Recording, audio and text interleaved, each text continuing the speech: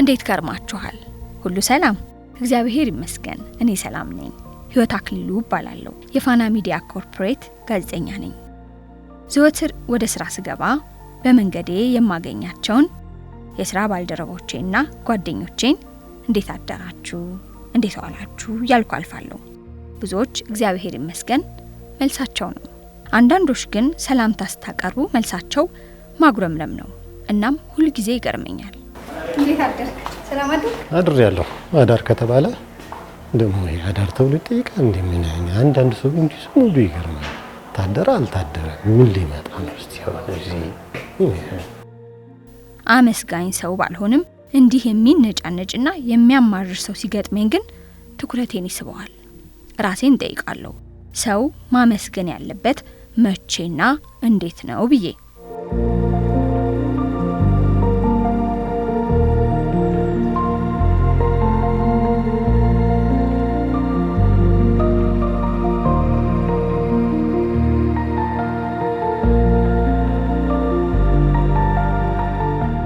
እንደየአመስጋኙ እንደየተመስጋኙ ይለያያል። አቻ የማይገኝለት ብቸኛ የሆነው ምስጋና የፈጣሪ ምስጋና ነው። እግዚአብሔርን የምናመሰግነው በሁሉ ነገር ነው።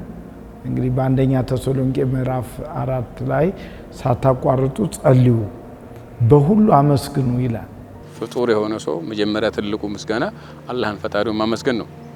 እዚያም ደግሞ ሰውን ማመስገን ነው። ለሰራልሽ ጥሩ ነገር ታመሰግኛለሽ፣ ለሆነልሽ መልካም ነገር ታመሰግኛለሽ። ለመጣው ደግ ብቻ ሳይሆን ባንቺ ላይ በሚመጣብሽም ነገር አላህ ፍቃዱ ሆኖ የተገኘ ነገር ከሆነ ችግርም ቢመጣብሽ ምስጋና ነው። ምክንያቱም እሱ ነው ያመጣው። አልহামዱሊላህ አላ ኩሊ ሐል ይባላል።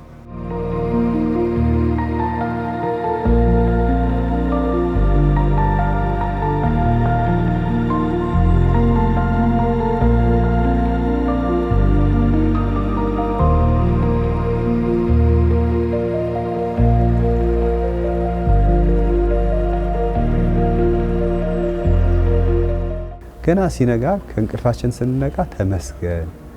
ምክንያቱም ያነጋው ኃይል አካል እሱም እግዚአብሔር አለ ብለን ስለምንል እና እያንዳንዱም ሰላምታችን ሲጀመር በየትኛውም ባህል ብትወስዱ ከክርስትናም በፊት በምስጋና ነው የምንጀምረው።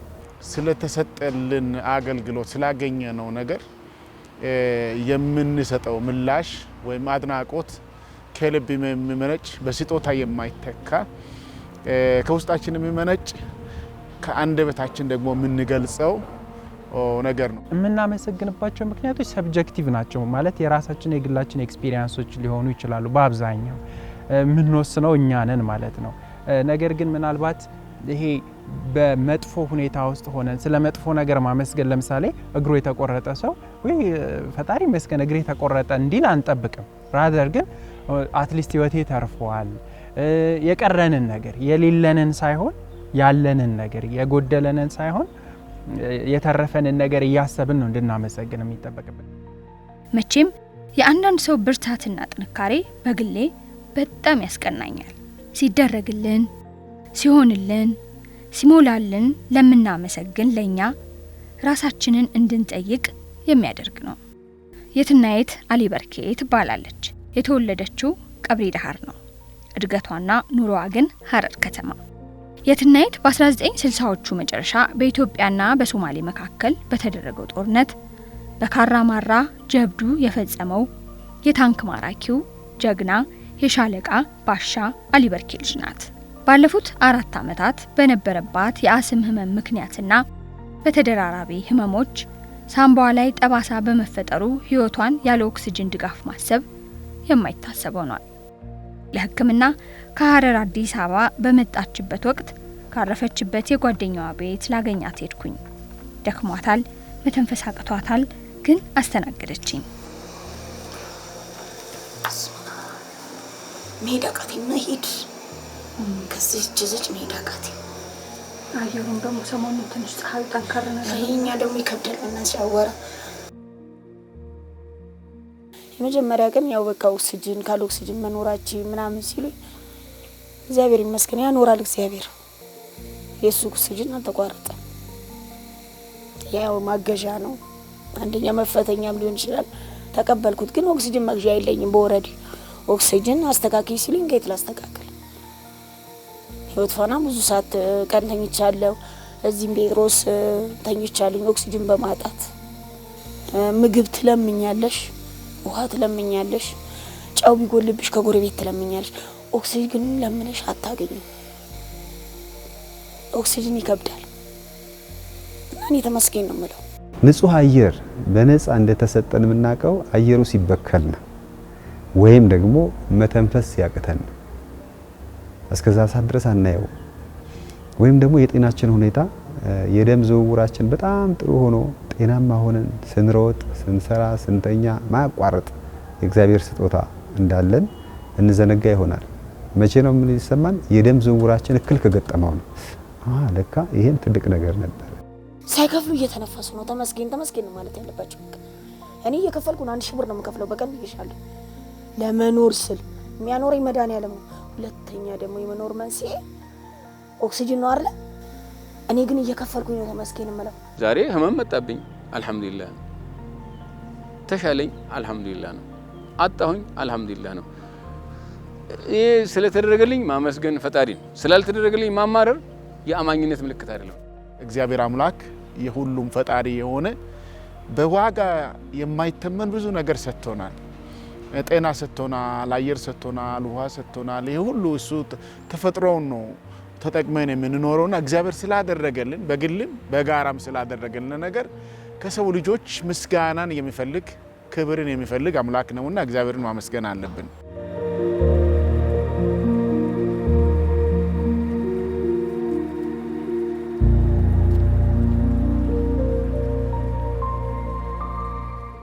የትናይትን ብዙዎች ያወቋት እኔንም ጨምሮ በጥምቀት በዓል ላይ የምትተነፍስበትን ኦክሲጅን በጀርባዋ ይዛ ህመሟን ተቋቁማ በትከሻዋ ምንጣፍ ስትሸከም ስትጠርግ ነው። ምንጣፉስ ትሸከሚያለሽ አለ ትችያለሽ ሲል በመድኃኒዓለም አይቻል በድግ አድርጌም እያገለገልኩኝ እያለ መድኃኒዓለም እኔን ተሸክመኝ እንጂ እኔ አልተሸከምኩ። እኔን ነው የምለው። ከዛ እየሄድኩ በእግርም አልሄደዋ ሴትዮ ከመድኃኒዓለም እስከ ጥምቀተ ባህር በእግሬ ነው የሄድኩት። ብቻ መጨረሻ ላይ ዞር ብዬ ሳይ ይሄን ሁሉ መንገድ ነው የመጣሁት እኔ አይደለም መድኃኒዓለም ራሱ ነው የመጣው። ኢየሱስ ናዝራዊ ሰማያዊ ሰማያዊ ሰማያዊ ሰማያዊ ሰማያዊ ኢየሱስ ናዝራዊ። ምስጋና ሰዎች በሐዘናቸው ጊዜ፣ በታመሙ ጊዜ፣ በተከፉ ጊዜ፣ በብቸኝነታቸው ጊዜ፣ ባጡ ጊዜ፣ ሰላማቸውን ጥሩ ባልሆነ ጊዜ ምስጋናን መለማመድ አለባቸው ይላል። በተለያየ ከባድ ህመም ውስጥ የሚያልፉ ሰዎች ያለፉበት ባለበት ሰዓት ለሰዎች ሲያቸው ምናምን በጣም ከባድ ነው ሁኔታው፣ ለነሱም ከባድ ነው። ግን አንዳንዶቹ ነገሮች በዛ ከባድ ሁኔታው ሰዎች ካለፉ በኋላ ካራክተራቸው ይሰራል። ሬዚሊየንት የምንለው ነገር አለ። ሬዚሊየንስ ማለት ልክ እንደ ጎማ ማለት ነው። ጎማ በትልቅ ሀመር በመዶሻ ይዘን ብንመታው ይሰምጥና ባውንስ አድርጎ ይመለሳል። ሬዚሊየንስ ማለት እሱ ነው። ላይክ የማገገም ተመልሶ የመምጣት ሴትባክ ሊኖር ይችላል በህይወት ወደ ኋላ ማፈግፈግ፣ መሸነፍ፣ ማዘን ምናምን ሊኖር ይችላል። ግን የመመለስ የመንጠር አቅም ነው። ኢዮብ ባጣበትም ሰዓት አመስግኗል፣ ባገኝበትም ሰዓት አመስግኗል፣ በታመመበትም ሰዓት አመስግኗል፣ በተፈወሰበትም ሰዓት አመስግኗል። በሁሉ ነው ያመሰገነው። እግዚአብሔር ሰጠ፣ እግዚአብሔር ነሳ፣ የእግዚአብሔር ስም የተመሰገነ ይሁን አለ። እንግዲህ አሁን ይሄ የደረሰብኝ እንደዛ ደረሰብኝ አይደለም፣ ሁሉም የእርሱ ነበር። እርሱ ወሰደ፣ እግዚአብሔር ስሙ የተመሰገነ ይሁን። ከዛም በኋላ ከዛ የበለጠ ነገር ሰጠው ነው የምናየው። ስለዚህ የምስጋና ታሪክ ነው ማለት ነው። አሁን እንግዲህ እይታችን ነው የኢዮብ ታሪክ የመከራ ታሪክ ነው የምስጋና ታሪክ ነው ብለን ብንል በምስጋና የተደመደመ ታሪክ ነው። አሁን ያገኘሁት ሁሉ የሰጠኝ እግዚአብሔር ነው፣ የነሳውም እሱ ነውና ስሙ የተመሰገነ ይሁን ነው ያለው። ስለዚህ እኛ ምክንያቱም ዛሬ ያጣነው ነገር ልናገኝ ይችላል። የሆነ ነገር የጎደለስ መስለን አኩራፊ መሆን የለብንም። ኒዕማዎች ጸጋዎች እስካሁን ነበሩ። ዛሬ ስለወሰደው ማማራር አለብኝ የለም። ስለዚህ በተሰጠን ጸጋ እናመሰግናለን። በመጣብንም ጉዳቶች አንተው ጌታዬ ሰጠኝ ነበር። አንዳንድ ትልልቅ አባቶች ምን ይላሉ? አንድ አይነ ጠፍ ቢጠፋበት ያን አይነ እስካሁን ለሰጠኝ እንዳይበት ስለፈቀድክልኝ ጌታ አልሐምዱሊላህ ረብል ዓለሚን። የትናየት ህመሟ ብቻ ሳይሆን ህይወትም ይፈትናታል። 2 ልጆቿን ብቻዋን ነው የምታሳድገው። ለዚህ ደግሞ መስራት የግድ ነው። የትናየት ማረፊያም የላትም። በሽታዋን ያልተረዱ አከራዮች ኦክሲጅን ይፈነዳል በሚል ቤት ይከለክሏታል። አንዳንዶች ደግሞ የሚተላለፍ ይመስላቸዋል። እሷ ግን ተመስገን ካፏ አይለይም። ኦክሲጅን ሳስገባ አታስገቢው የተባልኩበት ሰዓት አለ። እንዳታስገቢ ከግቢ ያሉ ሰዎች ያሉ ልቦና ይስጣቸው ግንዛቤ ማጣት ነው። እኔ ልጄ ሁሉ ተጣልታለች። ህመሙ ሳላል ምንድነው ታስተላልፊብን ነው እንዴ ሲሉ ልጄ አውርደን ሲቃለችው እኔ እናቴ የሚተላለፍበት በሽታ የላት የሚተላለፍ አይደለም ስለሚወዳት ነው የኔ ሰጣት የልጄን ጥንካሬ እኔ ይሄም ወደ ሆኜ ግን አሁን ያለቀስኩትን መድኃኒዓለም እንደው አይይብኝ ይሄንን በተለያየ ነገር እንመታለን። ህይወት ራሷ እንደዛ ስለሆነች ማለት ነው ማይቀር ነው። ሶ እንደዛ አይነት ነገር ሲኖር የማመስገን ነገራችን ለተወሰነ ጊዜ ሊቀዘቅዝ ሊቀንስ ይችላል። ኢትስ ኦኬ እንደዛ መሆኑ ስላለችዋ ነገር ስለተደረገልን ነገር ስለሱ ፎከስ ማድረግ ነው እንጂ ስላጣነው ነገር ስለደረሰብን ጉዳት ፌክ መሆን ግብዝ መሆን አይጠበቅብንም። ቅዱስ ጳውሎስ ኃይለኛ ራስ ምታት ነበረበትና የሚያስተምራቸው ምእመናን ጠየቁት። እኛ ስንታመም ትፈውሰናለህ፣ አንተ በእጅህ ፈውስ አለ፣ በአንደበትህ ፈውስ አለ፣ ጨርቅህን ሲዳስሱት በጥላቅ ሳይቀር ፈውስ አለ፣ አንተ ግን እንዴት ታመምክ አሉት። እንዳልታበይ ለጎኔ ውጋትን ሰጠኝ ነው ያለው። እንዳልታበይ። ስለዚህ ሰው ጎዶሎ ሊኖርበት ግድ ነው። ጎዶሎ ከሌለበትማ ፍጡር አይደለም። ጎዶሎ የሌለበት ፈጣሪ ብቻ ነው፣ አምላክ ብቻ ነው።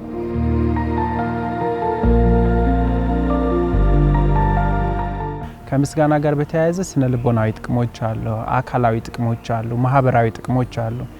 ስነ ልቦናዊ ጥቅሞች የሚያመሰግኑ ሰዎች ሪሌቲቭሊ ስትሬስ መጠናቸው እንደሚቀንስ፣ የጭንቀት መጠናቸው እንደሚቀንስ፣ የድባቴ መከፋቴ ማዘን ነገራቸው እንደሚቀንስ፣ ኮንተንትድ የመሆን ህይወት ላይ ሳቲስፋይድ የመሆን የመርካት ነገራቸው እንደሚጨምር፣ እንዲሁም ደግሞ ከሰዎች ጋር ያላቸው መስተጋብር ላይ ፖዚቲቭ የሆነ ቫይብ እንደሚኖራቸው፣ ስራ ቦታቸው ላይ ሪሌቲቭሊ ሰክሰስፉል እንደሚሆኑ።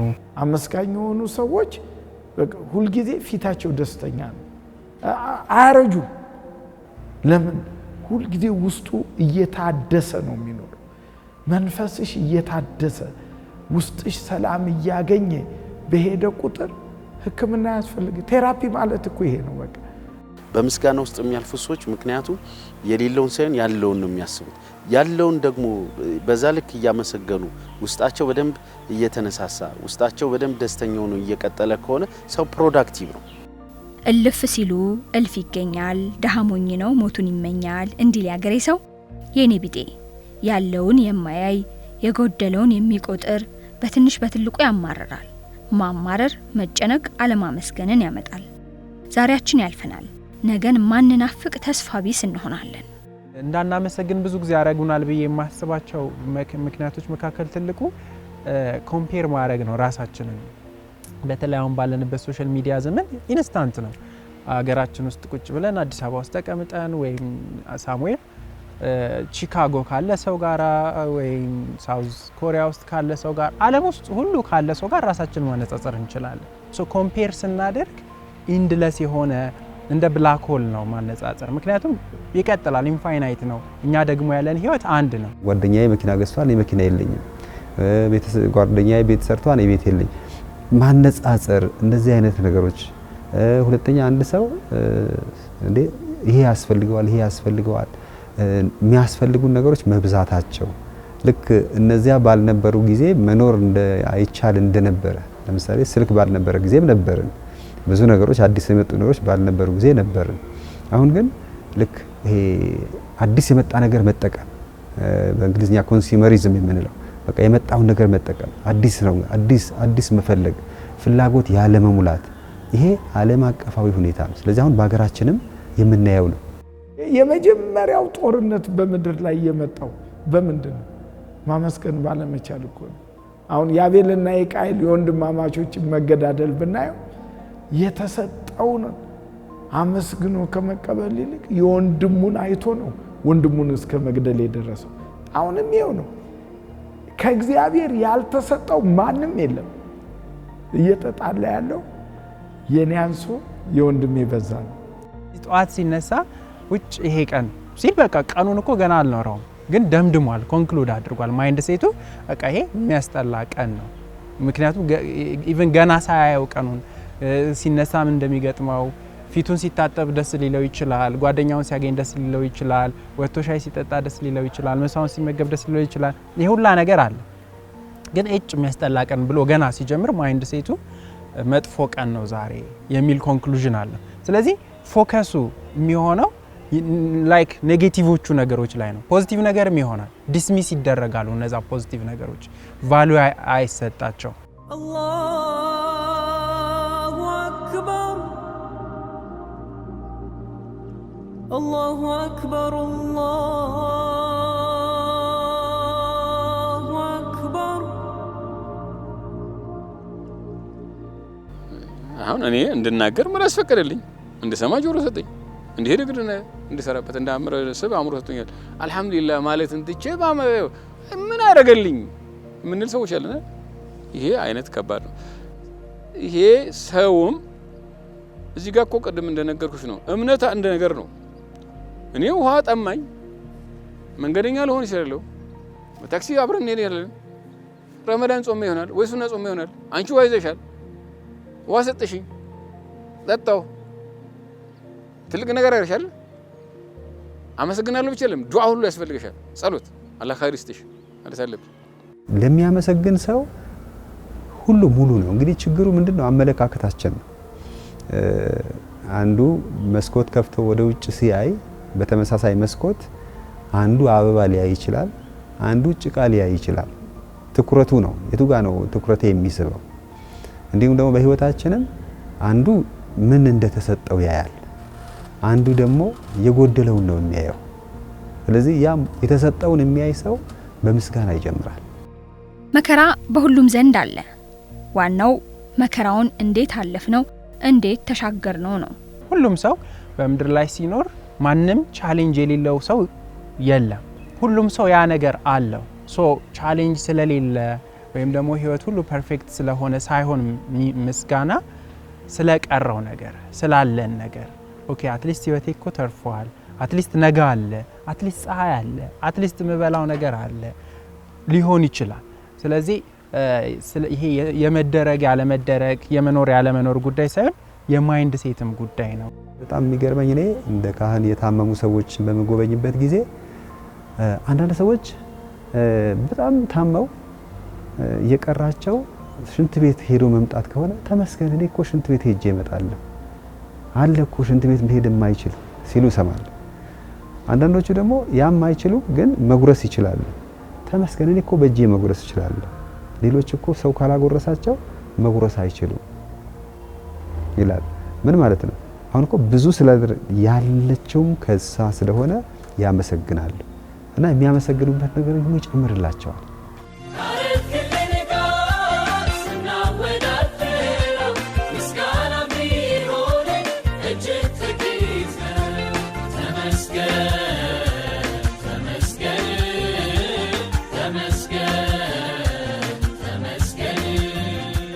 የሚያማርሩ ሰዎች ብዙ ጊዜ የሚደረግላቸው ነገሮች ልኬት የላቸው ሜዠርመንት የላቸው ለምሳሌ ዛሬ የሚፈልጉት ነገር ቢደረግ ነገም ያማርራሉ።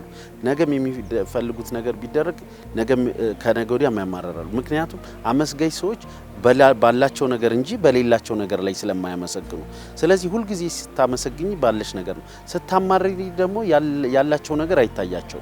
አታማሩ ስታማርሪ እንደው አንቺ አይደለም አላህ Subhanahu Wa Ta'ala መሐሪ ነው አዛኝ ነው። ግን ኤክስትሪም ብትጂ ቢቀጣሽ ማን አልከልካ ያለበትም በአማራሪነት ሊመጣ የሚችለው ጉዳት አለ። አማራሪ ሆነ አመስጋኝ መሆን ግን የምእመን ባህሪ ነው። ማማረር የተስፋ ቆራጭነት ነው ወይም ደግሞ አላማኝነት ነው። በማመስገናችን ባለማመስገናችን የሚሰጠው ነገር አይቀንስብንም፣ አያጓድልብንም፣ የሚያስፈልገን ሁሉ ይሰጠናል። ችግሩ ምንድነው? ያ የማይረዳ ሰው ነገም ቢጨመርለት አይረዳም። ስለማይረዳ አሁንም በማማረሩ ይቀጥላል። ያ የሚያመሰግን ሰው ቀድሞም የተሰጠውን አይቷል። አሁንም የሚጨመረውን ያያል፣ የሚጨመርለትን ያያል። ምን ይሆናል? በማመስገኑ ይቀጥላል። ስጦታው ይቀጥላል፣ እሱ ማመስገኑን ይቀጥላል። ሰዎች ስላደረጉልን መልካም ነገር ስለ ውለታቸው ልናመሰግናቸው ይገባል። ምስጋና ተመስጋኙን ደስ የሚያሰኝ ነገር ቢሆንም በዋናነት ግን የኛን ማንነት የሚገልጽ ነገር ነው። ስለዚህ አጠገባችን ያሉትን ቤተሰቦቻችንን፣ ጓደኞቻችንን፣ የሥራ ባልደረቦቻችንን መልካም ያደረጉልንን ሁሉ እናመሰግናለን ልንላቸው ይገባል። ነብዩ መሐመድ ሰለላሁ ዐለይሂ ወሰለም ይላሉ አንድ ሰው ሰውን ካላመሰገነ አላህን የማያመሰግነው ይላሉ። የአማኝነት ምልክት እኔ አንቺ ለሰራሽልኝ በጎ ነገር አላህ ይስጥልኝ አመሰግናለሁ ማለት አለብኝ። እንደ ሙስሊሙ ጀዛከላህ ኸይር ተጨማሪ ዱዓ ነው፣ ጸሎት ነው። አላህ መልካውን ይመንዳሽ ማለት ነው። አላህ በረከቱን ይስጥሽ ይላል። ለወንድሜ አላህ ባረከላህ ፊክ ነው። እና እንዲሁ ደግሞ በሃይማኖት እንኳን ባንገናኝ አላህ ይስጥልኝ አመሰግናለሁ ማለት በጎ ለተዋለለት ሰው መስጠት ነው። ይሄ ደግሞ የአማኝነት ምልክት ነው። መልካም ነው ብለን እግዚአብሔርን ማመስገን፣ ያንን ደግሞ ያደረጉ በጎ ተግባርን የፈጸሙ እጆችንም ደግሞ ማመስገን መጽሐፍ ቅዱሳዊ ነው። ለሀገር ግንባታም በጣም የሚጠቅም ነው። ለግንኙነታችን፣ ለጉርብትናችን አብሮ ለማለት የትዳራችን መፈወስ ነው። በምስጋና ተጠቃሚው ተመስጋኙ አይደለም አመስጋኙ ነው። አንቺ ሰዎችን ባመሰገንሽ ቁጥር ደስታው ላንቺ ነው። እነዛ ሰዎች ብታመሰግኛቸው የምትጨምርላቸው ባታመሰግኝ የምትቀንሽው ነገር ላይኖር ይችላል። ላንቺ ግን የሚጨመር ነገር አለ። ራስንም ቴንኪዩ ማለት ሊያስፈልግ ይችላል። ቴንኪዩ ምክንያቱም የትላንትና ማንነታችን ነው ዛሬ የደረስንበት ላይ ያደረሰን። ሶ ዊ ካን ሴይ ቴንኪዩ ቱ አወርሰልቭስ። ራሳችንን አመሰግናለሁ ይሄን ስላደረግሽ ከራሳችንም ጋራ ያለን ግንኙነት ላይ ሊጀምር ይገባል ብዬ አስባለሁ። አባ ገብረ መስቀል የኢትዮጵያ ካቶሊካዊት ቤተክርስቲያን አገልጋይ ናቸው። በቃለ መጠይቃችን መሃል የጋሽ ስብሐት ገብረ እግዚአብሔርን አንድ ንግግር አስታወሱኝ። ነፍሳቸውን ይማርና ስብሐት ገብረ እግዚአብሔር ደራሲው አንድ ወቅት ያሉት ነገር አለ። እያንዳንዱን ጥቃቅን ነገር አመስግን ነው እንደገባኝ።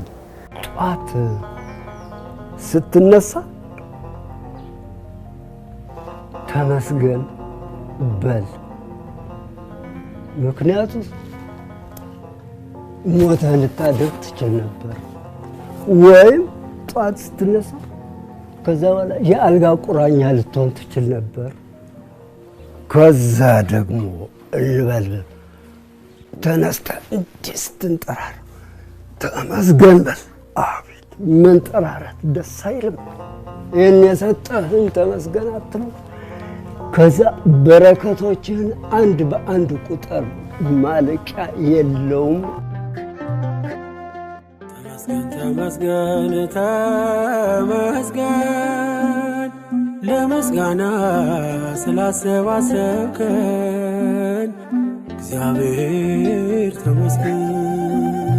ተመስገን ተመስገን ለምስጋና ስላሰባሰብከን እግዚአብሔር ተመስገን። ገና አንሶላይ ስገጥ ከልጆቼ ጋር ልጆቼ ጨለማውን ወደ ብርሃን የገለጥክልኝ አምላክ ክብሩን አንተ ወሰድ። ይሄንንም ባንተ ነው ያየሁት ብዬ አመሰግናለሁ። ወደ ስራ ያልገባም ጸሎት አደርጋለሁ። አሁንም ትንሽ ቆይቼ ደግሞ ተንቀሳቅሼም ስመጣ ሽንት ቤት ደርሼም ስመጣ እዚህ የሚያደረስከኝ አንተ ነህ ተመስገን ነው የምለው። ከፍያው ተመስገን፣ ውሃም ልጠጣ ተመስገን። እንደውም ሰው ራሱ ቤተክርስቲያን ፈጣሪና አመስግኑልኝ ነው የምላቸው። እኔ የሚያኖረኝ እሱ ነው። ሰዓታት የሚቀጥል እድሜ የሚቀጥል ቀናት የሚቀጥል እሱ ነው። ሳይተኙ እኮ ያደሩ ሰዎች አሉ። የሰላም እንቅልፍ በተኛን ጊዜ ተኝተን ስላደርን እግዚአብሔርን ማመስገን አለብን። በነቃን ጊዜ ደግሞ ስለነቃን እግዚአብሔርን ማመስገን አለብን። የተፈጥሮ ስርዓቱ ደም ግፊታችን በስርዓት እየሰራ ስለሆነ በአግባቡ የተንቀሳቀሰን ስለሆነ በሰውነታችን የሚወገዱ ቆሻሻዎች በተገቢው መንገድ እየተወገዱ ስለሆነ እግዚአብሔርን ካመሰገን ቀኑ የሰመረ ይሆናል። አላህ Subhanahu Wa Ta'ala